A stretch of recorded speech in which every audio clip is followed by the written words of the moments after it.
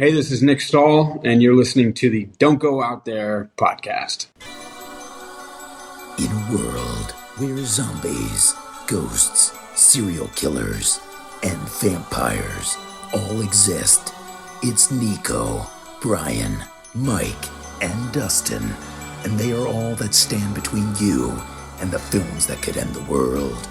Welcome to the Don't Go Out There Horror Movie Podcast. Welcome back to Don't Go Out There. I want to give a huge shout out to our fans and listeners. We appreciate everyone for tuning in and showing support. We're back tonight with another legend in the business, known for his roles in Sin City as John Connor in Terminator 3, from The Man Without a Face, and most recently in theaters and on digital and or on demand, May 31st, What You Wish For, the one and only Nick Stahl. Nick, thanks for joining us. Thank you guys for having me. Absolutely. So, Nick, you're from a small town in South Texas. That's a stark contrast to Hollywood. What got you into acting? How'd that come about? Yeah, well, I was born in a town called Harlingen, Texas, and by the border by Brownsville. But I actually moved to Dallas when I was 2, so I grew up in a little bigger city, and started doing theater when I was there. From a young age, starting at about age 4, and when I was 10 years old, I got an agent from Dallas saw me in a show and asked if I wanted to audition for commercials and movies, and it just went from there. Okay. So, speaking of that, your big break kind of came, starting alongside the legend Mel Gibson in 1993's The Man Without a Face. What was that experience like? I mean, how did you land that role? Yeah, I mean, that was crazy for me. I had done 2 TV movies before that. One when I was 10 years old and one when I was 11. And so it was kind of a strange story because I had done this screen test for a Disney movie when I was 12. And my agent flew out there to LA with me and everything. And it was between me and one other person, one other kid. And I didn't get the role. And I was just devastated, and in this really roundabout way, man, Mel Gibson's company saw the screen test I had done for that Disney movie and called and wanted me to put myself on tape. And so I did that and then flew me out to LA and ended up having lunch with Mel and I did an audition for him in person. We just were having lunch, and he said, "Do you want to do this movie with me?" And it was, kind of a crazy time. I was psyched. It was surreal. Yeah, that's awesome. Yeah. So you got to work with Mel again recently in 2023's Confidential Informant. That had to be awesome working together again, 30 years later. Any fun Mel Gibson stories you can share or talk about that experience 30 years later? Yeah, it was exactly 30 years. It was pretty wild. I mean, Mel was a big influence on me as a kid, obviously. I mean, that was my first feature film. It was my first leading role in something. And he was he's a lot of fun when you're 12 years old to work with that guy, because he's kind of a big 12-year-old himself, very energetic, very goofy, playful guy. Like he's always just running around, cracking jokes, doing impressions, real kind of hammy sense of humor, and so he was a great guide for me at that age. And he made the whole process a lot of fun for me, And 30 years later, we do this little movie, and it was strange to see him again, and now I'm a few years older than he was when we did Man Without a Face, So it's pretty wild. And man, he's just to this day, Mel is a very hard worker, and he shows up, he does his job, and he works really hard. And he is still a great actor. And For sure. yeah, so yeah. One of the legends of the business, without a question. Yeah. Yeah. Absolutely. Okay. So speaking of legends of the business, now let's talk about the first movie I saw you in, a huge starring role in Terminator 3, Rise of the Machines. That had to be cool. I mean, to be cast in such an iconic franchise. Can you talk about that a little? It was cool. I mean, I grew up a huge fan of those movies. The first, especially the second movie. I saw that probably 20 times as a kid. And so was familiar with all the characters and yeah, that was the most exhaustive like audition process I'd ever been a part of. So I did like 5 screen tests for that. So when I finally got it, it was just this huge surreal moment for me. And then my next thought was, why did they need 5 screen tests? What didn't I do in those first 4? What didn't they see? Immediately got in my head about it. No, it was cool, man. We got to when you have a movie of that size, what I learned is that you got all the time in the world, to get to. I had been used to doing these movies where you're on a very limited budget, very limited time, Right. and you've got a certain amount of time to get a scene completed, and that's all you got on something like Terminator. You just do it until you get it right. You do it all day long, and it's like it's a much more relaxed environment like that. So yeah, very different world. I'm much more. I got much more accustomed to these smaller independent movies, like the one we were talking about today. So Right. yeah. Okay. So, Yeah. we've already mentioned Schwarzenegger. We've mentioned Mel Gibson. So I imagine being an actor and working with, so many famous people on a regular basis, the starstruck factor probably wears off. But I got to bring this one up. You were also in Sin City, which has one of the most stacked casts ever assembled. What was that experience like? And do you ever find yourself in awe of anyone? And that can go with, any situation, not just on that movie. Yeah, I mean, it's definitely weird to be around guys like Schwarzenegger or Bruce Willis or these guys that you're just like, you grew up watching, Right. Yeah. Right. and then very quickly you learn that they're just guys, and they're just people. They've just been incredibly famous people for really long periods of time. But they they're complex characters like the rest of us. And yeah, man, like Sin City was definitely a unique film to be a part of. It's filmed entirely on green screen, so we were just in this like green warehouse, and shot it super quick. It like I was completely done with my role in 2 weeks. Was completely finished, and didn't get to see any of the drawings or the effects until the movie was completely finished. Oh, wow. Oh, And so I was just blown away with with how it looked. I mean, it was just I hadn't seen anything like that on film before.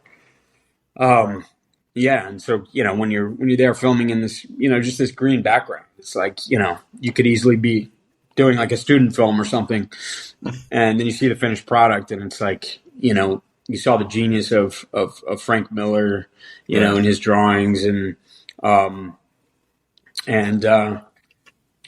yeah, that was cool, man. Trying to think of another way to end that or what else I could say about that, but it's such a good movie, man. The effects are incredible in that, the illustrations. yeah, no, it was cool. Thank you.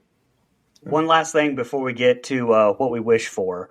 I gotta ask, Yeah. switching from the big screen to the small screen. You played Jason Riley in Fear the Walking Dead and Dead in the Water. What do you have any cool stories from your time in the Walking Dead universe? I mean, it's such a huge, successful part of horror. I mean, I'd imagine it was exciting to get that call as well. Yeah, it was. It was. I didn't even know how big that those shows were, to be honest with you. Oh wow! I quickly figured that out though.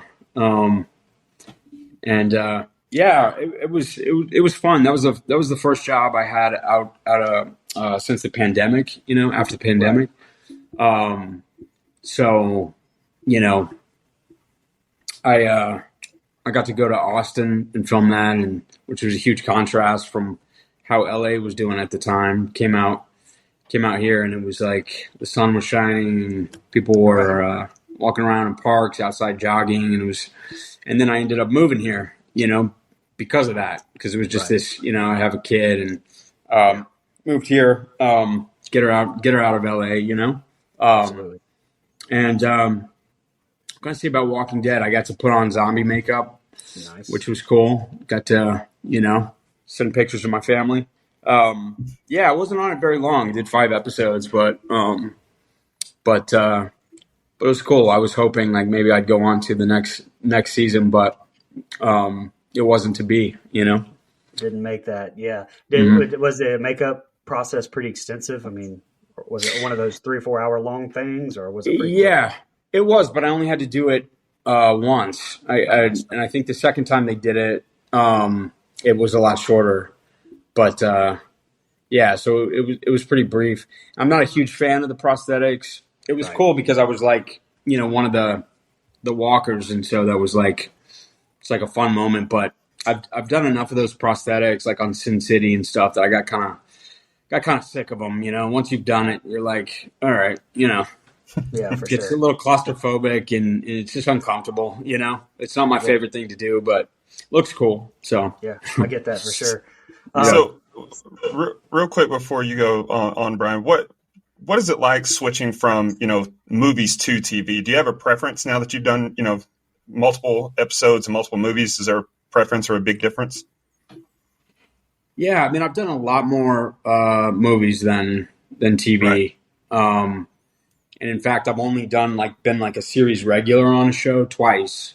right. Um, and I'd like to do that again. It's fun to you know like play a character and then see where it goes. Because as actors, they don't really tell you what's going to happen from week to week. So you get the script and you're kind of learning, on the day, like, oh, okay, this is what happens to my character. Um, so it's interesting to, whereas a film, you're on it, 1 month to 3 months maybe, and with the show, there's just there's so many more situations and scenarios that a character can go through. So it's just you stay with the character for a lot longer, and that's I find that pretty interesting. I would love to be part of a new something on TV again. Yeah. Yeah, for sure. Okay, Mm. so let's talk about what you wish for. Like we mentioned earlier, it comes out on May 31st. You play the lead in Ryan. And for those of you who may not know much about this, Ryan is a chef with a gambling problem, meets an old friend in Latin America, and let's just say some shenanigans ensue afterwards. So, talk to us a little bit Hmm.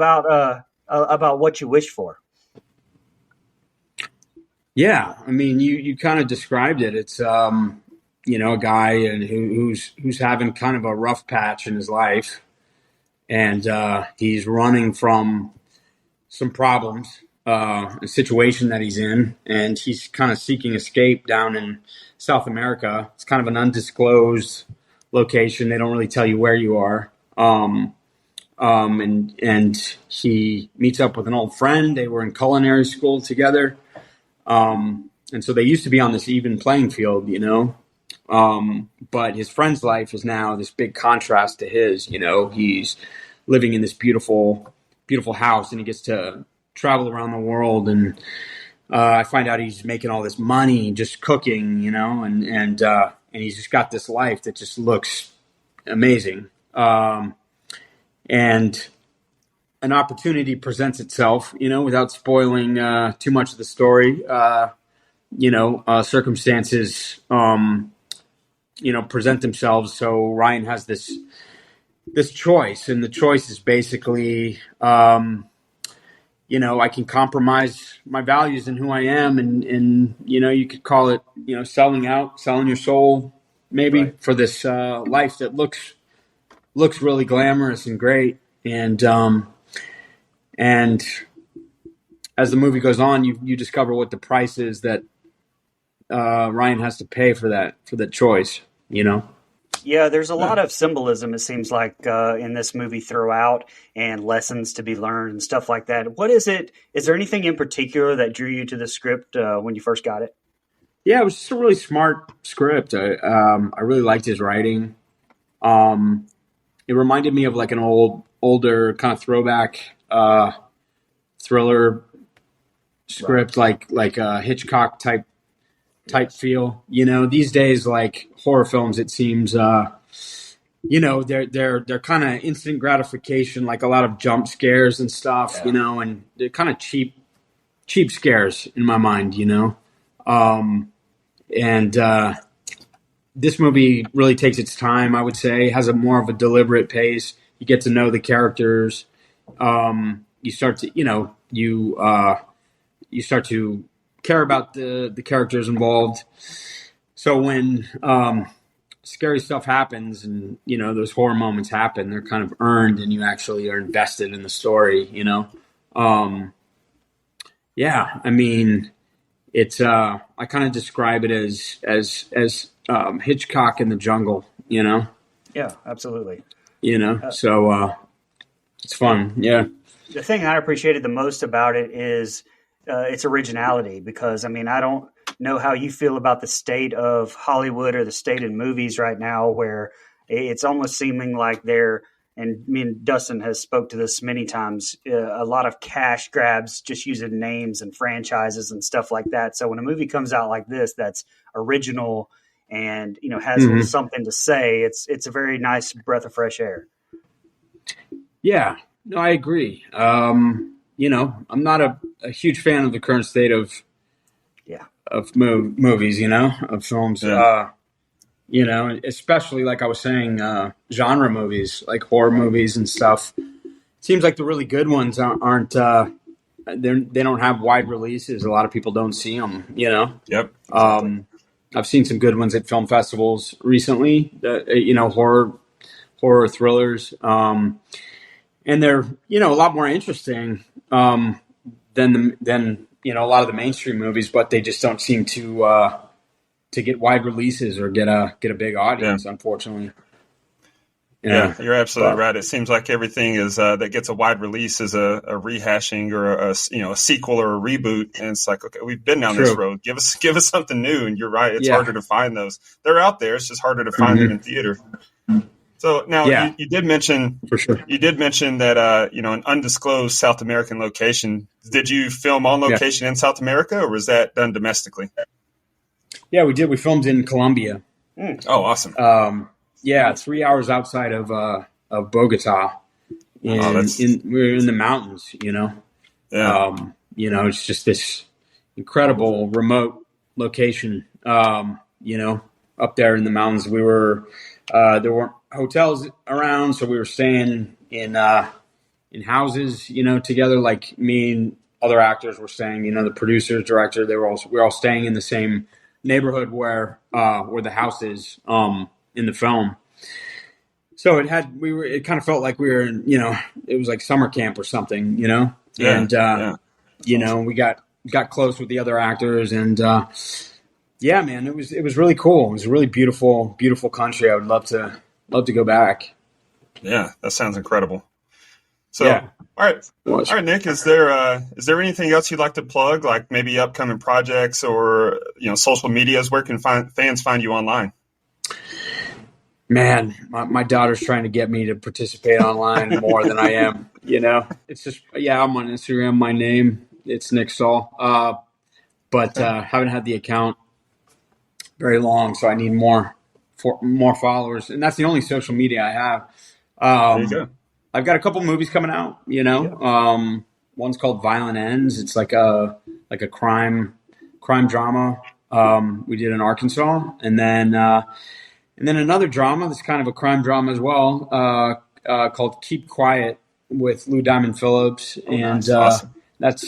and they're sort of to be determined when those come out. Probably go to festivals and things like that. But yeah, man, that's Lou about Diamond it. Phillips. Love There's LDP. another legend right there. Yeah. That's awesome.